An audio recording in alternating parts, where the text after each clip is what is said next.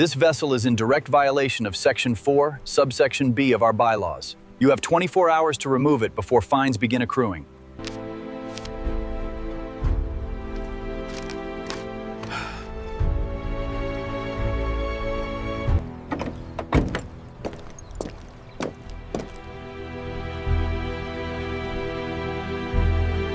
The hull is clearly in violation of Section 4, subsection B, and the mildew on the canvas needs immediate attention.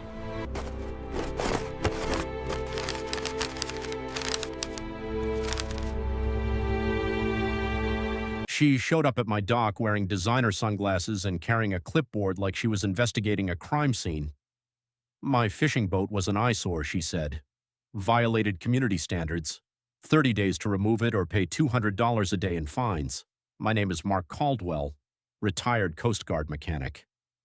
After 20 years keeping cutters running in ugly weather and a divorce that took almost everything, I inherited my Uncle Ray's waterfront place in Seabrook Key, Florida. Sunrises like paintings, a private dock. And Old Marlin, my 1987 fishing boat that wasn't winning beauty contests but ran smoother than anything I'd ever owned. Vanessa Harrow had been HOA president for 8 years and ran Seabrook Key like a personal kingdom. Spotless white BMW real estate agent with a talent for making people feel small. The way she looked at my pickup truck and calloused hands told me everything.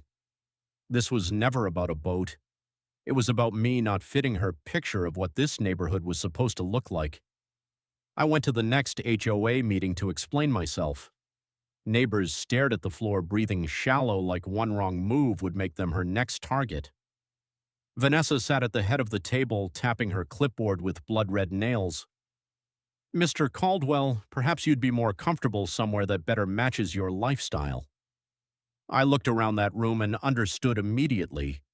I wasn't her first victim. She just picked the wrong guy. While Vanessa piled on fines and filed fake complaints claiming I was running a commercial fishing operation, I spent evenings in the county courthouse pulling property records. The place smelled like old paper and dust while I worked through deed after deed, building the full picture of what my uncle had actually left me. First, I found riparian rights, legal water access tied to my land older than Vanessa's entire reign. Then I found an easement connecting my property directly to the marina. My uncle had told me once when I was a kid, "Mark, if you buy waterfront, get a title search. Sometimes you own more than you think." Then I found something that changed everything.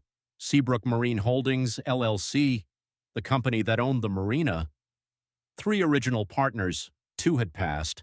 The third name I recognized from my uncle's address book, Thomas Ray Caldwell, my uncle. The HOA didn't own the marina. They leased it.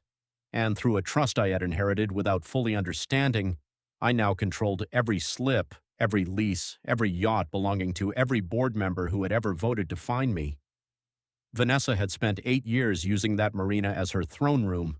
She had no idea she was standing on my land. I said nothing for 2 weeks. Then I sent a simple marina operations memo to every slip holder, updated insurance verification, maintenance inspections, slip agreement renewals within 30 days, all perfectly legal, all unavoidable. By Wednesday, Vanessa called me directly, sharp and cold. "You don't own that marina," she snapped. I let the silence sit. "You might want to talk to your attorney first," I said. She hung up. At the emergency board meeting that followed, Greg the accountant finally asked the question everyone should have asked years ago. Why didn't we know the HOA didn't own the marina? The room exploded. The board voted that night to suspend all enforcement against me. My attorney filed demands the next morning. Vanessa responded by filing a lawsuit. Discovery destroyed her. Emails celebrating when families were pushed out. One message read, "If we push hard enough, he'll sell. They always do." That email became Exhibit A. Vanessa resigned 2 weeks before the hearing.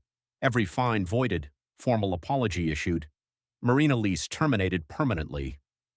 I locked the gate on a quiet morning.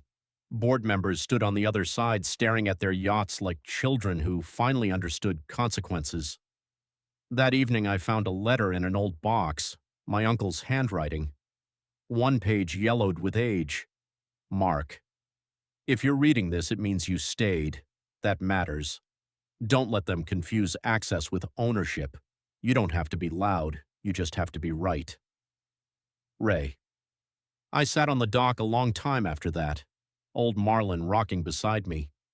Some people spend their lives trying to control what belongs to someone else. My uncle made sure they couldn't. I was just smart enough to stay.